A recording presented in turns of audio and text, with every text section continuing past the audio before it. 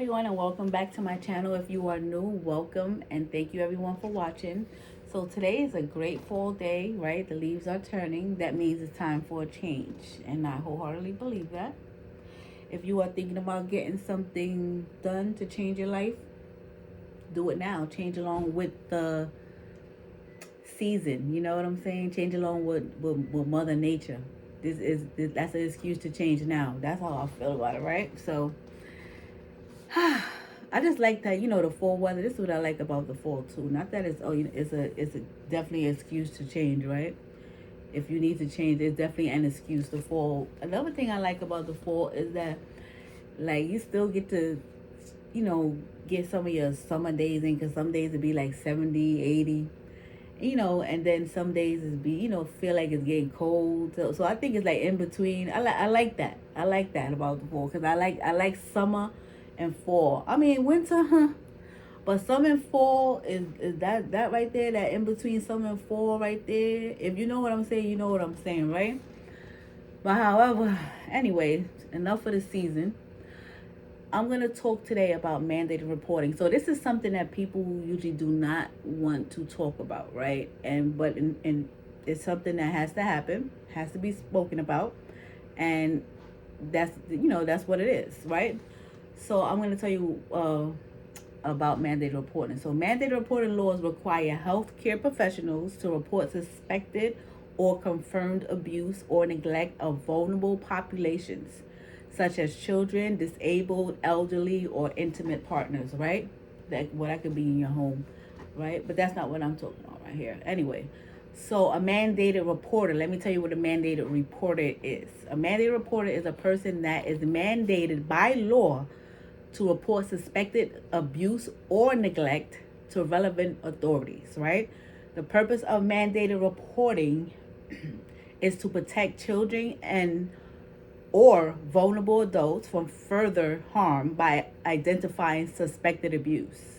That's what a mandated reporter is. So I'm going to tell you the list of people that is qualified as a mandated reporter. Now, in the state of Virginia, mandated reporting includes these people. Now, this is the state of Virginia, but I'm sure it's like that in every other state. Like I said, a lot of these things in this field, right, in assisted living, I tell you, it's for Virginia, but a lot of these things is state to state. They may have different names for it, but a mandated reporter is state to state. They don't have no different names, but not that I have heard of. But in the state of Virginia, um, these are the people who are included to and identified in the Code of Virginia as having a legal responsibility to report. All right, now I'm gonna tell you who it includes. It includes teachers, social workers, police officers. Matter of fact, anyone in law enforcement.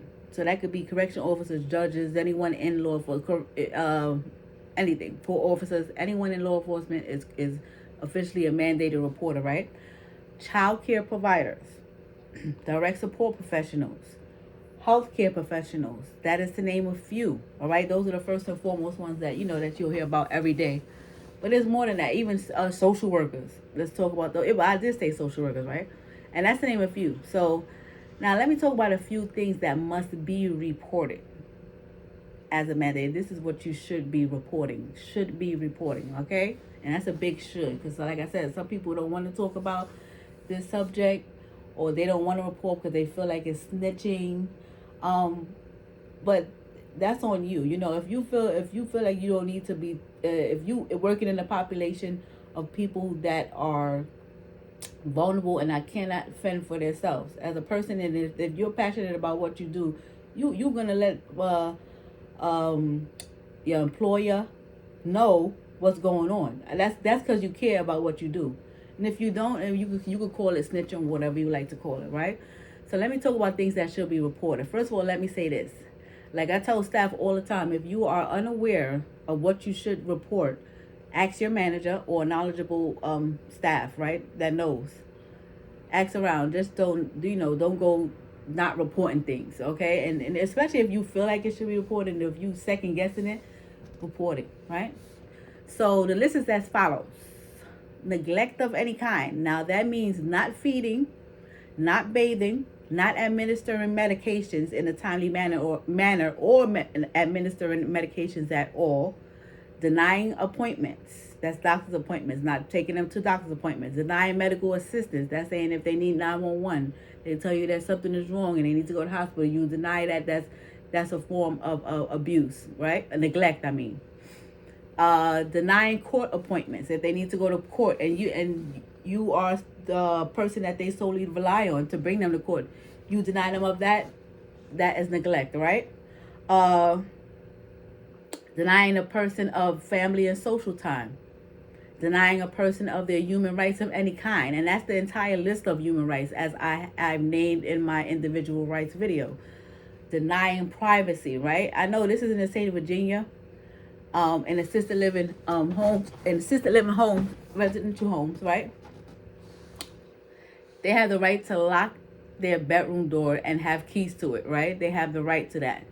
I know in the state of Virginia, you are allowed to lock. You have to lock on each individual. Have a lock on each individual's door, and they are able to request a key if they need it, right? You can't just tell them, "Oh, your door is locked, and I have the key," and that's it. If they say they want a key, you're supposed to give that to them. So I'm talking about as far as neglect, right? It can get that simple, right? Neglect is neglect. No matter how minute it may seem to you, that's just the way it is, right? Okay, so let me speak on abuse, right? I just said neglect. Let me speak on abuse. That's abuse in any form, right? As you know, abuse can be verbal, physical, or mental. So hitting, shoving, spitting, kicking, any physical abuse, excessive yelling, coercing, bribing, threatening, sexual misconduct of any sort, verbal or physical, right? You get the picture. I'm sure you do, right? So put it like this. Let me make this a little simple for you, right? Anything you do not want done to you or your loved ones, don't do it to other people. And that's basically what, anything you feel like that is wrong to be done to you, that's neglect or abuse or however. You get what I'm saying? So, and that's it in a nutshell. Me personally, I live solely by treat others as you want to be treated. That's what I live solely by. I teach my kids that. That's one thing that our kids that need to know. I think that's so important to even live by it and to follow it. Not just say treat others as you want to be treated and start treating people, however. That's not the way it works, right? So treat others as you want to be treated. Right? I live by that, and that's basically what this is about. Everything that I name, you don't want that done to you, don't do it to anyone else, right? So on that note, let me speak on the things that I have witnessed and a little bit of my personal experience as a mandated reporter. So as you know, if you've been watching my videos from the beginning, I have been in this field for over 20 years. I got into this because I am genuinely compassionate about what I do. Through the years, I have witnessed staff verbally and physically abuse these individuals, and each time I have reported them. I have seen one lady pull a client by her ear and walked her to the kitchen, right? That said company did not thoroughly investigate and did not discipline that staff. So I left the company because I don't want anything messing up my license. I just couldn't stay, right? So I had to leave, right? In hindsight, I should have went to the police and to the state and reported the whole company. That's what I should have did. That's really what I should have done. I just left it alone and moved on, right? I did my due diligence. As far as reporting it to them, to the company that I was working for at that time. I did my due diligence in that part, right? I see another woman put so much fear into an entire group home of men that they were scared to let me know what was going on. They were scared for me to tell on her. However, she was reported by me, of course, and fired immediately. That company did their due diligence, right? I've seen another woman put so much fear into a bunch of residents of a nursing home, men and women, right? People's grandparents, mothers, and fathers, right? I got there and got rid of her immediately. I mean, with that one, it wasn't immediately, I would say, because they investigated her and then her continuous verbal abuse was going on, with them, and within a month, I'll say, of me getting there, she was fired, right? All by me reporting her as a mandated reporter. If you're gonna do this job, do it right. If you're gonna have clients in your home and take care of them properly. If you're not gonna do that, then you shouldn't have them in your home, and that's it, point blank, right? So mind you, the people that I've stated, the abusers that I have stated, were at these companies years and months before I stepped in that door, right? So they were abusing these individuals, and even some had some staff in fear before I got there, right? I believe that God has sent me to these places to help these individuals and staff, and some of the staff in some cases, right? And that's the name of a few things that I have seen. And, those are the things that I've seen. And these are kind of like recent, you know what I'm saying? Within the past 4 years, I've seen these. But I've seen it through the years. I've seen a lot, right? And it's sad. I really feel like it's really sad.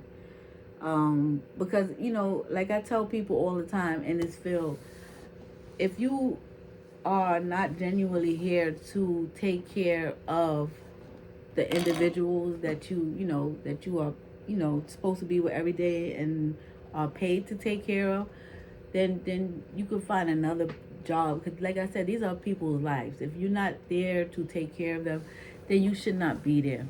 And you could find another job somewhere else doing something different. You know what I'm saying? Not messing with people's lives, messing with people's family members, people's children, daughter. You know what I'm saying? It's just not right.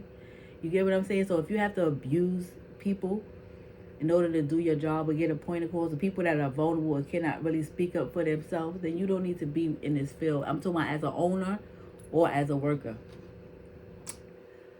And it's just sad. So listen to this now. If you had a child, mother, sister, or whatever in a facility, home, daycare, or even a hospital, would you want them to be mistreated?